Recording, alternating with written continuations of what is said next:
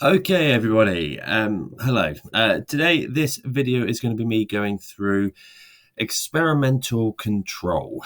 It's a very particular part of the specification in research methods, and comes up quite a lot. Now, you're actually not really going to be asked that many questions about what is random allocation, what is counterbalancing. Though those questions do come up, you're much, much more likely going to have to answer these questions in context of the scenario they give you.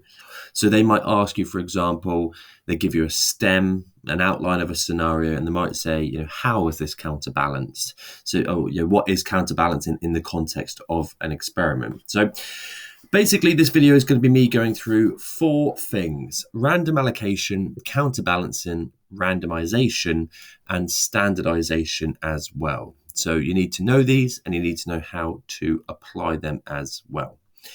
So what we mean by experimental control is,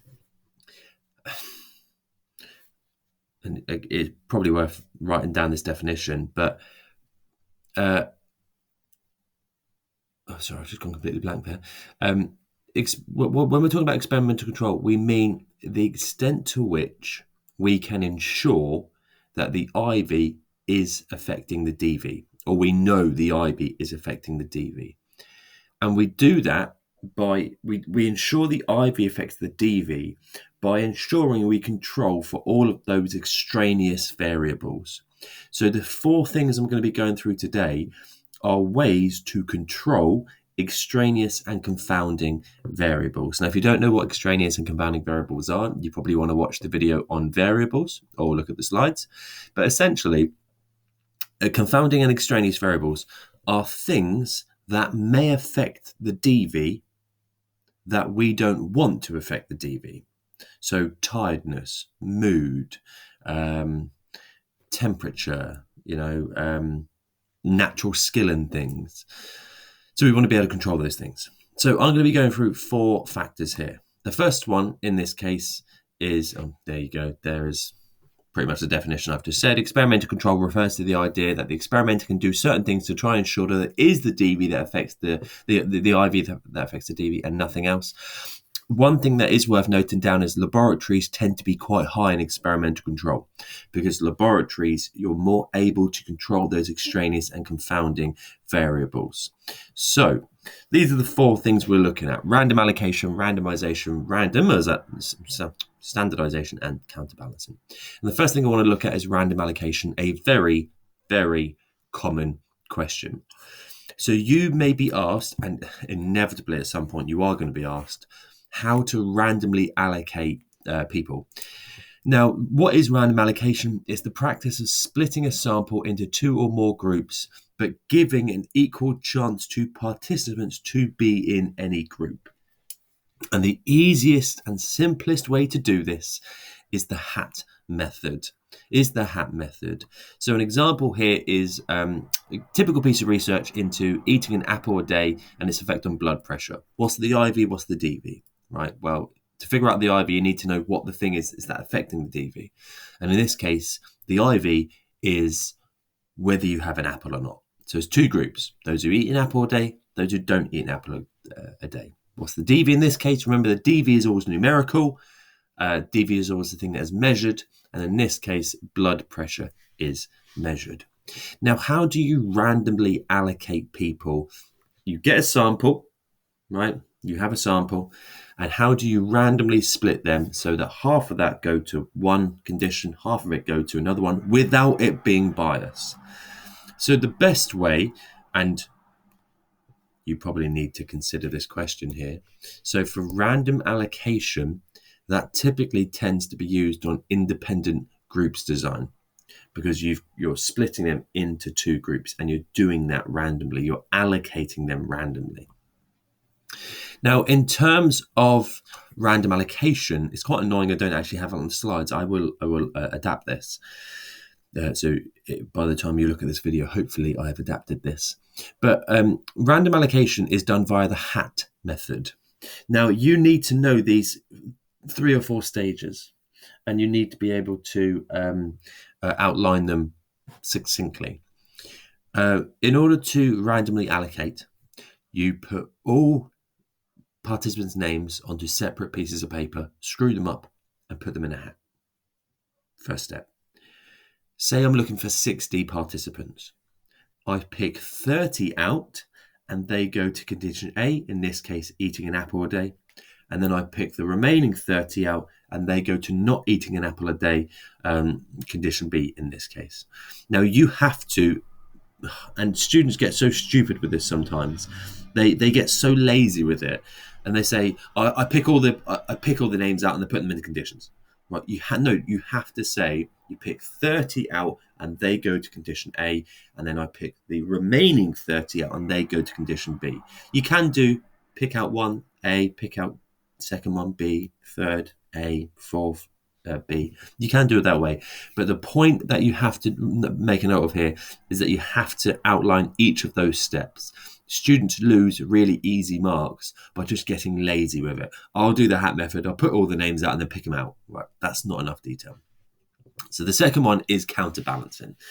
Counterbalancing is something students get and then forget. They get and forget because they understand it and then they go away and they don't think about it for ages and then they forget it. Counterbalancing is an advanced form of repeated measures.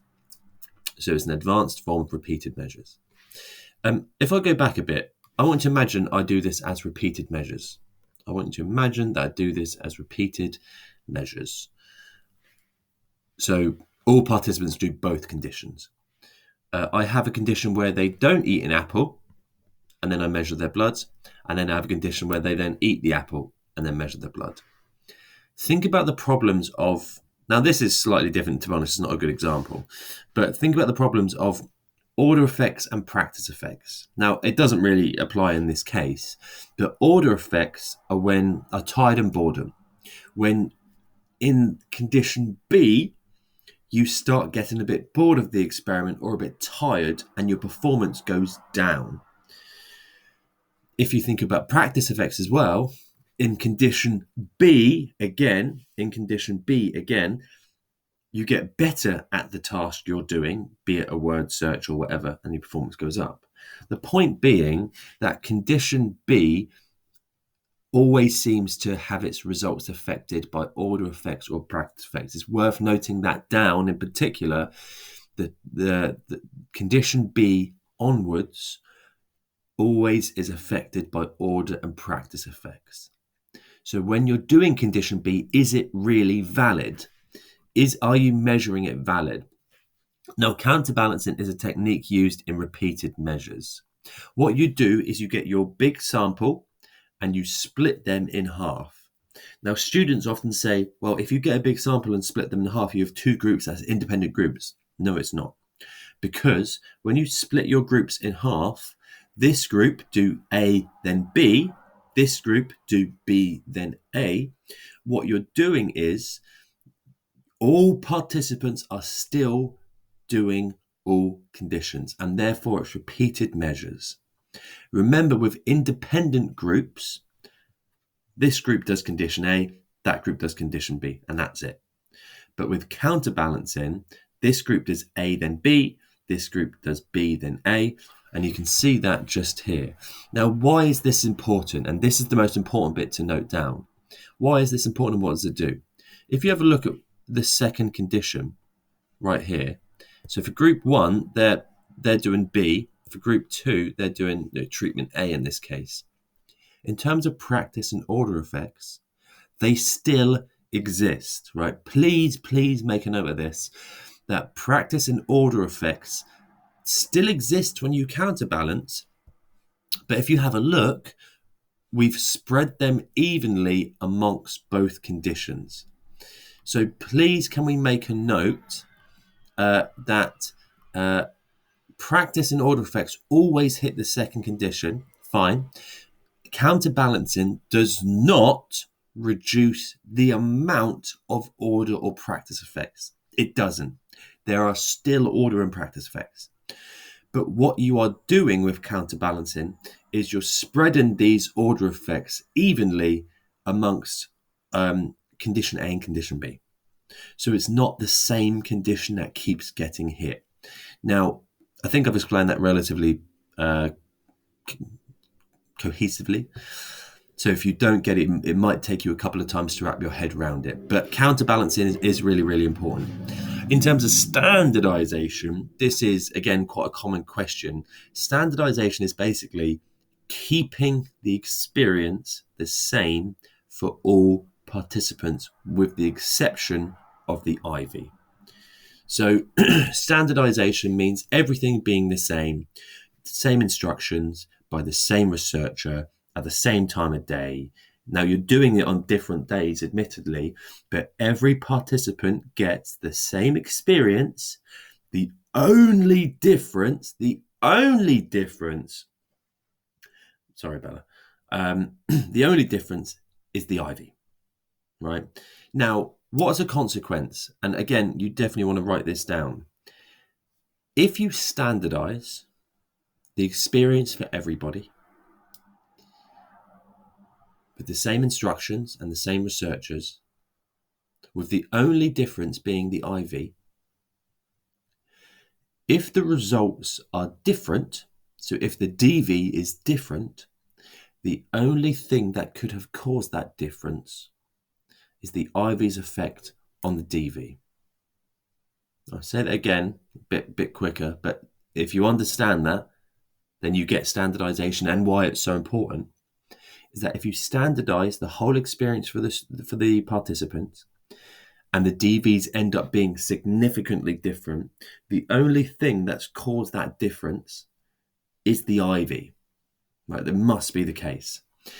So, for example, if I spent a lot of time going through instructions with one individual and then flew through them for the next one, that would not be standardized. And the reason why their DVs were different may be nothing to do with the IV. It may be that I explained the task clearer for one individual who did really well, and I didn't explain it well for the other individual who did poorly. So standardizing your instructions and your tasks and your environments, that's important, by the way, as well. Standardize your environments will increase the amount of control and validity that experiment has. Finally, it's probably the hardest one. Now, we've just looked here at random allocation. The other thing we need to look at is randomization, and this is where students do get a little bit confused. So what you see in front of you is what's called the brief resilience scale. It's the self-report that I used in my dissertation at university. I gave this question to all of my students. Now, this is only 6 questions long, so it's not particularly long. But I do just want to show you maybe another one. So if I type in Beck's depression inventory, this is a measure that measures depression. And it's 20, the short answer, by the way, the short version, which I have here, is 21 questions long. The long version, I think, is 70 questions. And there's a really, I won't go into that joke. But now I want you to imagine if I give you this questionnaire. As you're going through, you're answering questions. What happens as you get towards the end? It's a bit like counterbalancing. As you get towards the end, you start getting bored and you start not really answering correctly, accurately, or with any sort of validity whatsoever. So by the time we get to the end, question 21, I have not noticed, it's always about sex. I have not noticed any recent change in sex. I have almost no interest in sex. The point is that this question is not going to be particularly valid because you're bored, because you're tired. So what randomization is, and again, I'm going to slow this explanation down so you might want to write down and wrap your head around it. Randomization is when you give everybody the same set of questions, but in a completely randomized order for each participant. So all participants are answering the same questions, but they're doing so in a different order. Why? If I give this 21 question questionnaire to everybody, these questions here, then they're constantly going to be invalid. So again, what I'm doing is I'm spreading the order effects evenly, in this case, amongst each question. So randomization is when you randomize the questions. You give them the same questions, but you do it in a randomized order so that order effects don't keep hitting the same questions. And that's pretty much randomization, to be perfectly honest with you. So I'll see if there's anything else, obviously. But no, there's not. That's pretty much it. Now, how is this going to come up in exams? Now, you may get asked about randomization, standardization, random allocation, and counterbalancing. If I look at this stem just here, this is a question on counterbalancing. The psychologist decided to conduct an experiment to investigate the effect of watching horror films before going to bed. Volunteer sample of 50 students consented to take part, and these 50 students were split into two groups. Now, this is counterbalancing. This is counterbalanced. Group 1 watched a horror film before going to bed, and then a romantic film the next week, whereas Group 2 watched a rom-com the first week and then a horror the second week. Now, that's pure counterbalancing. That is purely counterbalanced. And have a look at the question. Explain why it was appropriate to use counterbalancing, wait for it, in this experiment. So you have to answer why it's appropriate to use counterbalancing, not just in general, but in the context of this question. The answer, for those of you who may not know, it's appropriate to use counterbalancing because if you all made them watch horror films and then measured their nightmares, right? If you all watched and made horror films and then they all watched rom-com, by the time they watch the rom-com, they may still be having after effects of the first week. Maybe you've traumatized them for the rest of your life by making them watch The Ring 50 times. So by counterbalancing it, you can kind of mitigate that issue, really. There is another one just here. I'm not going to read this because there's too many words and it can't be asked. But in this case, the question was about random allocation. You might want to read this stem and just think about how could you randomly allocate. The psychologist wanted to randomly allocate the 20 people in her stratified sample to the two conditions. So you've got 20 people. How do you get 10 there and 10 there? This is an added one, actually, because this is actually stratified. So this is an added complicated question. But she needed an equal number of males and females in each condition. You can work that out by having a look at here. So this is actually, to be honest, this is actually quite a tough question. You need to get 6 men and 4 women in each condition. How would you go about doing that? By putting them in the hat. So probably an added level of difficulty there. Now, that is it for experimental control. As a reminder, you may get asked to define counterbalancing, random allocation, but have a look at what they're doing. Have a look at all these questions. The vast majority of times you're going to need this. You're going to need this in the context of a STEM that they give you. As always, hope this is useful. Make sure you're covering all your bases with these 4 and don't get them confused. They're relatively easy. Peace out.